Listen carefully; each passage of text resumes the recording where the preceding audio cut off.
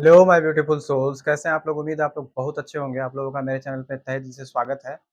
आपका live coach Bhuralal आप लोगों का अपने channel twin flame journey by Bhola sir में तहे दिल से स्वागत करता है। आप मेरे चैनल पे अगर नए हैं तो मेरे चैनल को सब्सक्राइब करें और घंटे का बटन ज़रूर दबा लें ताकि फ्यूचर नोटिफिकेशन जो वीडियो का होगा वो सबसे पहले आपको मिल सके। और मेरे चैनल पे बहुत सारे वीडियो उपलब्ध हैं, वो इनर वर्क का ही काम करते हैं। आपको अगर कोई भी क्वेरी है तो आप उनको देख सकते हैं। एक बार में नहीं समझ में आता है, 2 बार देखें। 2 बार में नहीं समझ में आता है, 3 बार देखें, बहुत सारी चीज़ें होंगी। कोई ना कोई वीडियो तो आपके साथ रेज़ोनेट करेगा ही। अगर उसके बाद भी कोई क्वेरी बच जाती है तो मेरे चैनल पे मेरा नंबर उपलब्ध है, आप मुझसे कनेक्ट कर सकते हैं, ठीक है? फिर हमारी बात होगी। आज मैं ट्विन फ्लेम जर्नी के डिवाइन कन्फेशन लेकर आया हूँ, डिवाइन मैस्कुलिन का जो चैनलिंग हुआ है वो कन्फेशन लेकर के आया हूँ। किसी प्रकार की तंत्र मंत्र से रिलेटेड भूत बाधा, प्रेत बाधा, ब्लैक मैजिक रिमूवल वगैरह एक करवाया जाता है। किसी प्रकार का कार्मिक में अगर आप फँसे हुए हैं, कार्मिक पैटर्न में फँसे हुए हैं, तो आप कार्मिक रिमूवल के लिए भी रिचुअल उपलब्ध करवाया जाता है। उसके लिए भी स्पेशल पूजा अनुष्ठान किया जाता है कार्मिक के लिए। और किसी भी प्रकार की कोई भी थर्ड पार्टी है, तो थर्ड पार्टी रिमूवल के लिए भी यहाँ पे अनुष्ठान करवाया जाता है। उसके लिए भी आप मेरे से कंसल्ट कर सकते हैं। एंसेस्टर हीलिंग है, डीएनए क्लींजिंग है, इसके लिए भी आप कंसल्ट कर सकते हैं। लैंड डिस्प्यूट है, किसी प्रकार की भूत बाधा, प्रेत बाधा, लैंड डिस्प्यूट से रिलेटेड कोई भी मैटर है तो आप मुझसे कनेक्ट कर सकते हैं। मेरे चैनल पे मेरा नंबर उपलब्ध है। आपके समस्या का समाधान 200% करने का कोशिश यहाँ पे करवाया जाता है। इनर वर्क, अभी बहुत सारे लोग इनर वर्क से लाभान्वित हो रहे हैं, बहुत सारे लोगों का परमानेंट यूनियन हुआ है। आप भी इनर वर्क बुक करवा सकते हैं।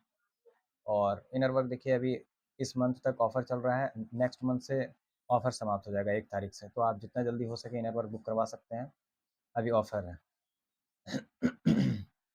देखिए, किसी प्रकार से स्पिरिचुअलिटी से रिलेटेड कोई क्वेरी है, इनर वर्क से रिलेटेड कोई क्वेरी है, तो आप मुझे कंसल्ट कर सकते हैं। अगर मान लीजिए आपके पास पैसा नहीं है, तो जो सबकॉन्शियस माइंड हीलिंग होता है, उसके बाद मनी ब्लॉकेज हीलिंग होता है, वो भी मैं उपलब्ध करवा देता हूँ। वो भी आपका ठीक हो जाएगा। मनी ब्लॉकेज का अलग चार्ज है, टैरो रीडिंग का अलग चार्ज है, स्पेशल रीडिंग का अलग चार्ज है, फुल रीडिंग का अलग है, हाफ रीडिंग का अलग है, समझे? तो टैरो के माध्यम से भी बताया जाता है, टैरो रीडिंग भी उपलब्ध है, ठीक है? इंट्यूशन से भी मैं बता देता हूँ कि आप ट्विन फ्लेम जर्नी में है या नहीं। तो सबसे बड़ी बात यहाँ पे क्या है कि अपना माता की कृपा है मेरे ऊपर। माता महाकाली का बेटा हूँ, जो मैं बोलता हूँ वो सब माता कहती है, मैं कुछ नहीं कहता, मेरे सारे कर्म माता को समर्पित हैं। तो चलिए आज मैं आपको बता देता हूँ कि ट्विन फ्लेम जर्नी में जो मैस्कुलिन, डिवाइन मैस्कुलिन होते हैं, ठीक है? उनकी आज की फीलिंग क्या है, वो किस प्रकार की एनर्जी में अभी हैं, ये आपको मैं बताऊँगा। बहुत सारे डिवाइन मैस्कुलिन का अवेकनिंग हो चुका है, वो फर्स्ट मूव लेने के लिए तड़प रहे हैं डीएफ के डीएफ की तरफ आना चाहते हैं, लेकिन कैसे आएँ उनको समझ में नहीं आ रहा है। कैसे, किस प्रकार से वो पहला मूव लें, ठीक है? अभी हार्ट चक्रा, थ्रॉट चक्रा, थर्ड आई चक्रा और क्राउन चक्रा बैलेंस हो रहा है, बहुत सारे डिवाइन में फेमिनिन का भी और मैस्कुलिन का भी। तो देखिए, इस जर्नी में आपको कर्मा तो करना ही पड़ेगा। बिना कर्मा के आपको कुछ मिलेगा नहीं, इनर वर्क करना ही पड़ेगा। इनर वर्क ना करेंगे और सोचेंगे कि आपको परमानेंट यूनियन हो जाए, तो ये पॉसिबल नहीं है। इसलिए आपको इनर वर्क करना ही है। और इनर वर्क से बहुत सारा लाभ होता है, बहुत सारे लोगों को लाभ हुआ है। अपने जितने भी शैडो साइड है, शैडो वर्क है, मिरर वर्क है, उसके बाद डीएनए क्लींजिंग है, डीएनए हीलिंग है, डीएनए एक्टिवेशन है। हर प्रकार की हीलिंग यहाँ प्रोवाइड करवाई जाती है। बहुत सारे ऐसे चैनल्स में मैं देखता हूँ कि वो खुद ट्विन नहीं है, वो आपका टेंडर लेकर के बैठे हुए हैं। उसके बाद जब ठग बाजारी का चक्कर जंगल में आप फंस जाते हैं, उसके बाद फिर आप आकर के मेरे पास आते हैं कि सर ये इतना लूट लिया, वो इससे लूट लिया। तो मैं क्या करूं बताइए? आपको पहले ये समझना है कि आप सही मार्गदर्शन पे जाएं, ताकि आपका परमानेंट जो रियूनियन है आपके परमानेंट रियूनियन ही इस जर्नी का सबसे बड़ा गोल है। तो सबसे बड़ा गोल जो आपको अचीव करवा दे, वही आपका गुरु है, ठीक है? तो अगर कोई करवाता है तो आप वहाँ जा सकते हैं। मैं ये नहीं कर रहा हूँ कि आप मेरा इनर वर्क प्रोग्राम ज्वाइन करें। मैं इतना जानता हूँ कि जितना भी इनर वर्क प्रोग्राम है सबसे कम मेरा ही है। आप कहीं भी जाइए, 27,000, 28,000, 25,000, 30,000, इससे कम का इनर वर्क प्रोग्राम किसी का भी नहीं है, ठीक है? और मैं 10,000 से ऊपर 10,000 से कम अभी ले रहा हूँ, ऐसा ऑफ़र है। और अगर 1 तारीख के बाद से ऑफ़र समाप्त हो जाएगा, उसके बाद कोई उपाय नहीं हो पाएगा। अगर किसी प्रकार की मनी ब्लॉकेज है तो आप उसके लिए भी मुझे संपर्क कर सकते हैं, ठीक है? या पैसा का दिक्कत है उसके लिए भी संपर्क कीजिए, ताकि मैं आपका समाधान कर सकूँ, आपको इनर वर्क प्रोवाइड करवा सकूँ आपके हिसाब से, ठीक है? चलिए, थैंक यू वेरी मच। मैं अभी डीएम का कन्फेशन बता देता हूँ कि मेरे प्रिय तुम वही हो, जिसके साथ मैं रहना चाहता हूँ। आप मेरे सूर्य हो, यू आर माई सन। आप मुझे सबसे ज़्यादा खुश करते हो, ठीक है? कहते हैं कि मेरे प्रिय तुम वही हो जिसके साथ मैं रहना चाहता हूँ। आप मेरे सूर्य हो, आप मुझे सबसे ज़्यादा खुश करते हो, खुश रखते हो, ऐसा डीएम कह रहे हैं। जब भी मैं आपके आस-पास होता हूँ, तो मुझे अपना सर्वश्रेष्ठ महसूस होता है, मुझे बहुत ज़्यादा खुशी महसूस होती है, मैं बहुत ज़्यादा हैप्पी रहता हूँ, ठीक है? तुम मेरी सुरक्षित जगह हो, मेरा घर हो। मैं इंतज़ार करते-करते थक गया हूँ, पहला कदम उठाने की प्रतीक्षा करते-करते थक गया हूँ, ऐसा डीएम कह रहे हैं डीएफ से। तो वो सोच रहे हैं बहुत दिन से कि मैं डीएफ की तरफ कोई पहला कदम उठाऊँ, अपने लिए माफ़ी माँगूँ, जो भी मैंने किया है उसके लिए माफ़ी माँगूँ, बात करूँ। ये बहुत दिन से सोच रहे हैं वो, लेकिन वो मूव नहीं कर पा रहे हैं। किसी न किसी चीज़ में स्टक हैं, किसी न किसी प्रकार की कोई भी हीलिंग अभी डीएफ की बाकी है, जिसके कारण ऐसा हो रहा है। और अगर मान लीजिए किसी का हीलिंग पूरी तरह से हो चुका है, तो फिर जजमेंट होगा और वो आएँगे, आपके पास बात करेंगे। हिम्मत जुटा रहे हैं, स्ट्रेंथ में आ चुके हैं, ठीक है? आप सारे प्यार, सारे प्रयास, सारे स्नेह के पात्र हैं। आप जीवन में हर चीज़ और उससे भी अधिक के हकदार हैं। मैं तुम्हारे लिए एक बेहतर इंसान बन रहा हूँ या बन गया हूँ, ऐसा डीएम कहते हैं डीएफ से। मैं अपना सर्वश्रेष्ठ प्रदर्शन करना चाहता हूँ। मैं तुमसे प्यार करता हूँ, ऐसे डीएम कह रहे हैं। जैसे बहुत सारे डीएम हैं, बहुत दिन से सोच रहे हैं कि मैं डीएफ के पास जाऊँ, कन्फेस करूँ, ऐसा। लेकिन वो सोचते हैं, लेकिन कर नहीं पाते। वो गाना है ना कि दिल कहता है चल उनसे मिल, उठते ही कदम रुक जाते हैं। दिल हमको कभी समझाता है और हम दिल को कभी समझाते हैं, ऐसा वो कह रहे हैं डीएम, डीएफ से। तो देखिए, आप जो डीएफ हैं, आपके इनर वर्क पे डिपेंड करता है कि आपका परमानेंट रियूनियन कितना जल्दी होगा, ये आप जान लीजिएगा। बहुत सारे लोग, कल एक व्यक्ति कमेंट किए थे, उन्होंने पूछा कि सर, मान लीजिए परमानेंट रियूनियन हो गया, उसके बाद अगर मान लीजिए एज डिफरेंस है, एज डिफरेंस के कारण अगर मान लीजिए परिवार नहीं मान रहा है तो देखिए, एक बात मैं बताता हूँ, सोल की जर्नी यहाँ पे एज कोई मायने नहीं रखता, डजेंट मैटर। एज का कोई मैटर यहाँ नहीं है। मैं आपको बता देता हूँ, ये ट्विन फ्लेम जर्नी है, यहाँ पे सोल बराबर होता है, किसी प्रकार की और कोई चीज़ बराबर करने की आवश्यकता आपको नहीं है, ठीक है? अगर मान लीजिए एज गैप है तो आप अपने ट्विन के जैसा ही फील करेंगे, आपका सोल बराबर हो जाएगा, ठीक है?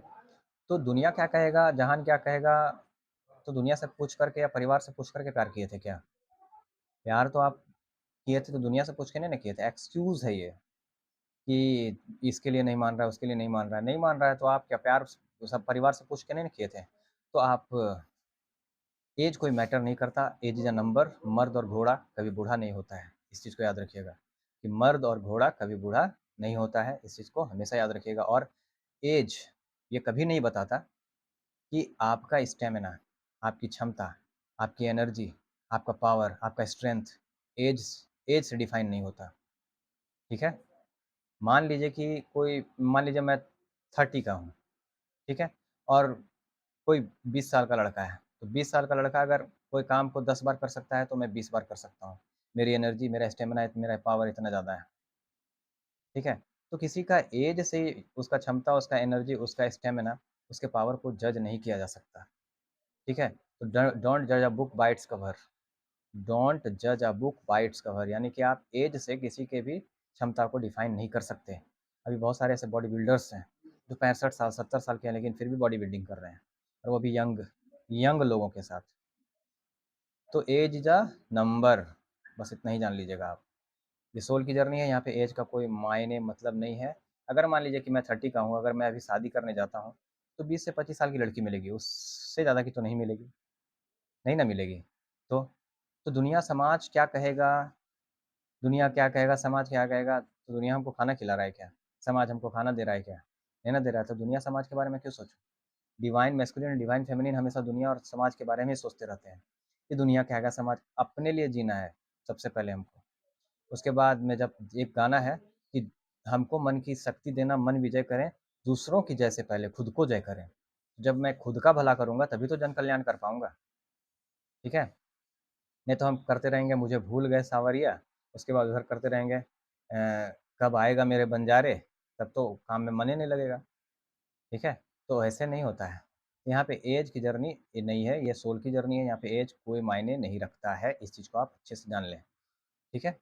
पहला बात। और ऐज इज़ अ नंबर बस और कुछ भी नहीं। मर्द और घोड़ा कभी बूढ़ा नहीं होता है, पहला बात।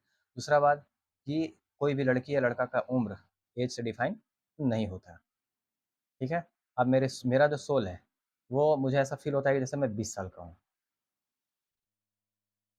अगर 20 साल का लड़का 50 बार डिप्स मार सकता है, तो मैं 150 बार मार सकता हूँ। इतना स्टैमिना, इतना पावर, इतना एनर्जी है। तो मेरा बराबरी करना बहुत मुश्किल है। इस चीज़ को याद रखिएगा आप।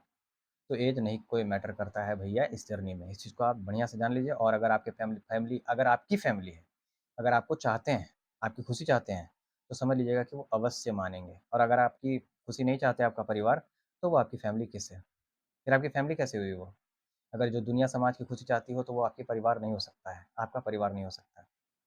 अब जैसे मेरे पिताजी हैं, कुछ जाने बगैर मेरे डीएम को एक्सेप्ट कर लिए कि वो क्या है, कैसा है, क्या नहीं है, क्या उम्र है, फलना है, ढिकना है।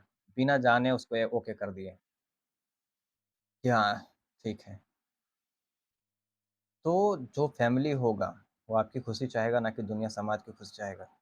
और जो प्यार करते हैं, वो समझाने का ताकत भी रखते हैं। और अगर आप समझा-समझा के हार गए, नहीं माने, तो फिर फटाक से कोर्ट मैरेज कीजिए और फेरा लीजिए जा कर के। और बालिग हैं, तो आराम से शादी कर सकते हैं, कोई दिक्कत नहीं है।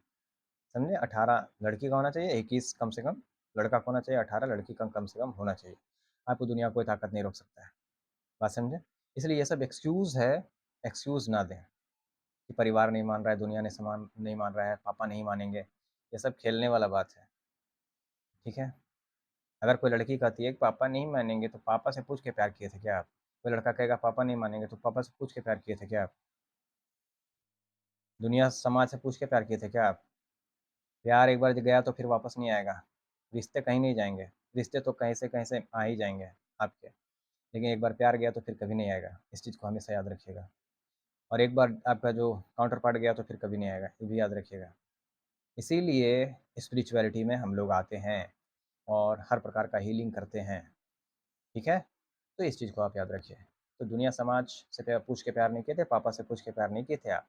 पापा की परी और पापा का परा, इस चीज़ को अच्छे से जान लें आप, ठीक है? मेरी बात से अगर आपको तकलीफ़ होगी, तो मुझे कोई फ़र्क नहीं पड़ता है। अगर मान लीजिए कि कोई परिवार नहीं मान रहा है, तो आप शादी कर डालिए, कोई दिक्कत नहीं है, समझे? आप लोग दोनों मियाँ-बीवी राज़ी तो क्या करेगा काज़ी? आप दोनों को साथ में रहना है, परिवार को थोड़े साथ में रहना है। कितना भी कुछ कर लीजिएगा, दुनिया समाज को जो बोलना होगा, वो बोलबे करेगा, ठीक है? इतना भी भव्य रूप से आप खिला लीजिए, पिला लीजिए, उसके बाद भी कहेगा कि चिकन ठीक नहीं था, तो चावल ठीक नहीं था, चावल जला हुआ था, पूड़ी जल गया था, पूड़ी कड़ा था, तो ये था, तो वो था, तो उधर फूफा गुस्सा जाएँगे, तो उधर जीजा गुस्सा जाएँगे। तो इस सब चक्कर में मत रहिए, दुनिया को खुश करने के चक्कर में मत रहिए, अपनी खुशी पहले चाहिए। डिवाइन फेमिनिन का सबसे बड़ा यहाँ पे रोना यही है कि वो सबको खुश करने के चक्कर में बेचारी खुद दुखी हो जाती है। इसलिए सबको खुश करने के चक्कर में ना रहें, खुद खुश हो जाएँ, दुनिया खुश हो जाएगी। ठीक है?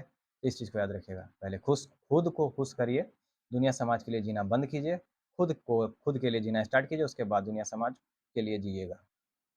ठीक है?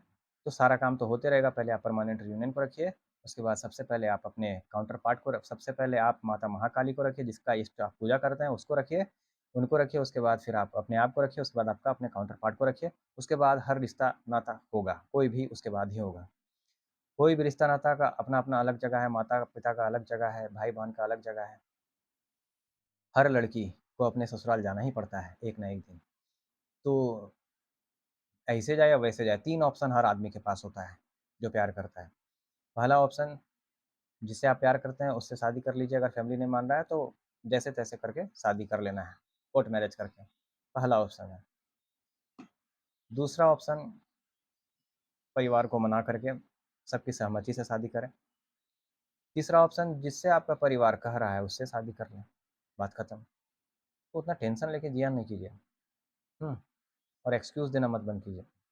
जो प्यार करता है वो समझाने का दम भी रखता है, और नहीं समझाने के बाद भी नहीं मान रहा है, तो प्यार तो पूछ के नहीं किए थे, आप खुद से शादी कर सकते हैं, कोई दिक्कत नहीं है। बात समझे? गंधर्व विवाह कर लीजिए उसके बाद आप। ये कृष्ण भगवान का कहना है कि अगर लड़की भी राजी हो और लड़का भी राजी हो और परिवार अगर नहीं मान रहा है, तो फिर लड़की का हरण कर लेना चाहिए। समझे? और उसके बाद उससे शादी उसका अपना और उसका शादी कर लेना चाहिए। रुक्मिणी के साथ यही किए थे कृष्ण भगवान, जानते हैं ना? इस चीज़ को अच्छे से समझ लीजिए। तो ध्यानपूर्वक समझिए मेरी बात, मैं क्या कहता हूँ। ये सब एक्सक्यूज़ है कि फलानवा नहीं मान रहा, ढेकनवा नहीं मान रहा, एज गैप है, फलना है। दूर तेरी के एज गैप और फलना। एज देख के प्यार किए थे क्या? बबल फेज में एज देख के आए थे? नहीं ना? फिर एज वेज गया तेल लेने, ये सब छोड़िए। जो रूढ़ीवादी डीएनए हीलिंग नहीं किए लगता है आप। डीएनए हीलिंग कीजिएगा, उसके बाद फिर मेरे पास आइएगा। अगर हीलिंग नहीं किए होंगे तो फिर मेरे पास मत आइएगा। ठीक है? चलिए, थैंक यू वेरी मच।